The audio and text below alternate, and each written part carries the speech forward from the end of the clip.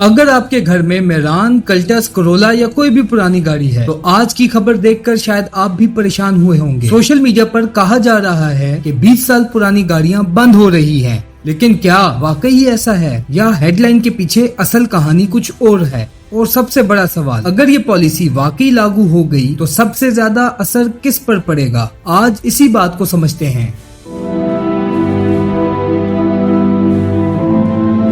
السلام علیکم، میں ہوں پاکستان انفو ڈیسک۔ آج ہم اس پرپوز پالیسی کو سمپل زبان میں سمجھیں گے جس میں پنجاب میں 20 سال پرانی وہیکلز پر فیس ریسٹرکشنز کی بات کی جا رہی ہے، لیکن صرف پاکستان کی بات نہیں ہوگی۔ ہم دیکھیں گے دنیا کے دوسرے ممالک میں کیا کیا جا رہا ہے اور ان کا تجربہ کیسا رہا۔ سب سے پہلے ایک ضروری بات، یہ اس وقت ایک پرپوزڈ فیس پالیسی ہے۔ اس کا مطلب یہ نہیں کہ کل سے تمام 20 سال پرانی گاڑیاں بند ہو جائیں گی۔ اسے ابھی مکمل قانونی اور ایڈمنسٹریٹو پروسیس سے گزرنا ہوگا۔ گورنمنٹ کا کہنا ہے کہ پرانی وہیکلز عام طور پر زیادہ پولوشن کرتی ہیں اور فیول بھی زیادہ کنزیوم کرتی ہیں۔ اسی وجہ سے انوائرمنٹ اور پبلک ہیلتھ دونوں متاثر ہوتے ہیں۔ اسی لیے دنیا کے کئی ملکوں نے بھی پرانی اور ہائی ایمیشنز وہیکلز کے لیے ریسٹرکشنز یا لو ایمیشن زونز انٹروڈیوس کیے ہیں۔ مثال کے طور پر یوکے نے لنڈن میں الٹرا لو ایمیشن زون کو 2019 میں ایکسپینڈ کرنا شروع کیا۔ اس کا مقصد تھا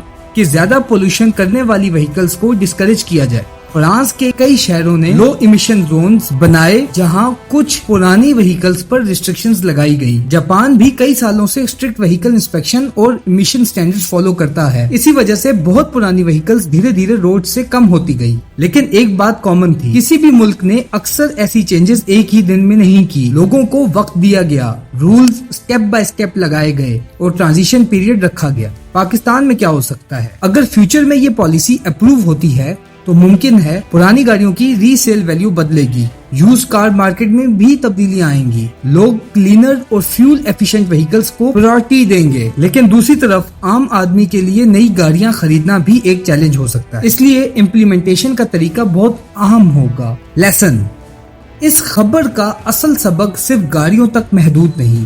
ہر نئی پالیسی کے دو پہلو ہوتے ہیں، ایک طرف انوائرمنٹ اور پبلک ہیلتھ، دوسری طرف عام آدمی کی افورڈیبلٹی اور روزمرہ کی ضروریات۔ اس لیے صرف ہیڈ لائن دیکھ کر ری ایکشن دینا کافی نہیں، یہ سمجھنا بھی ضروری ہے کہ دنیا نے اس مسئلے کو کیسے ہینڈل کیا اور پاکستان اس سے کیا سیکھ سکتا ہے۔ لیکن سب سے بڑا سوال ابھی باقی ہے، اگر یہ پالیسی واقعی اپروو ہو جاتی ہے تو کیا پاکستان کی یوز کار مارکیٹ بدل جائے گی؟ کیا میران، کلٹس اور دوسری پرانی گاڑیوں کی قیمت اوپر جائے گی یا نیچے؟ اور سب سے زیادہ اثر کس طبقے پر پڑے گا؟ کامنٹ میں اپنی رائے ضرور دیں۔ پاکستان انفو ڈیسک، جہاں ہر واقعے سے ایک نیا سبق ملتا ہے۔